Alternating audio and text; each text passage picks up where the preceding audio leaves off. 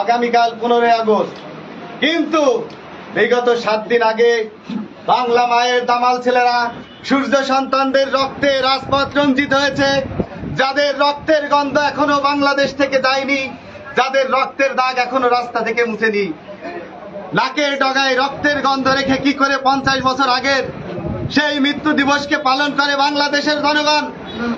যেখানে হাজার হাজার মেধাবী সন্তান রাজপথে রক্ত দিয়েছে, সেখানে কি করে এই বাংলার মানুষ গাঙালি বোঝ করে? 50 বছর আগের মৃত স্মৃতিকে উপলব্ধি করে তারা গাঙালি বোঝ করে।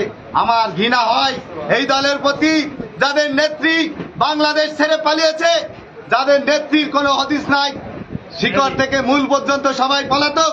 যিনি দরবেশ বাবা ছিলেন, তার দাড়ি পর্যন্ত ঝেঁটে তারপরে লুকাচ্ছিলেন, যিনি কিনা শেখ হাসিনার উপদেষ্টা। তাহলে আপনাদের দলের নেতাদের যদি এই অবস্থায় দাড়ি কামাতে পারে, তাহলে আপনারা কি দেখে লাফান? আপনারা লাফানো বন্ধ করেন। আগামী 15 তারিখ কোনো কাঙালি বোঝাবে না। আমাদের একজন টুলু বিশ্বাস আছে, আমাদের একজন হাসান হাবিব ঠান্ডা ভাই আছে, তিনি আমাদের ছাতার মতো রয়েছে। বারবার কারাবরণ করেছে, বারবার লড়েছে।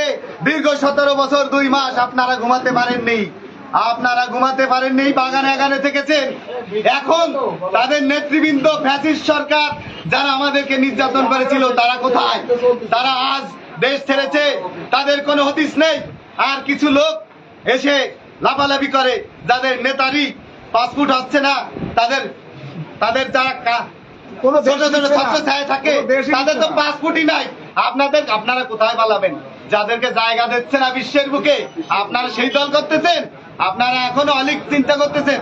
আপনারা ঘুম থেকে ওঠেন, আপনারা বিশ্বাস করেন বাংলাদেশ আওয়ামী লীগ নাই, বাংলাদেশ আওয়ামী লীগ থাকবে না।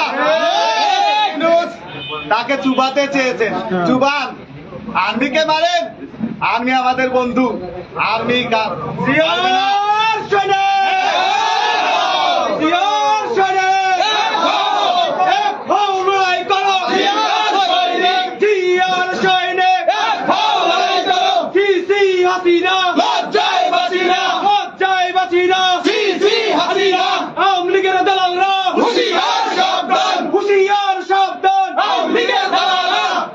আমাদের এই মিটিং এ উপস্থিত আছেন সংগ্রামী বন্ধুরা।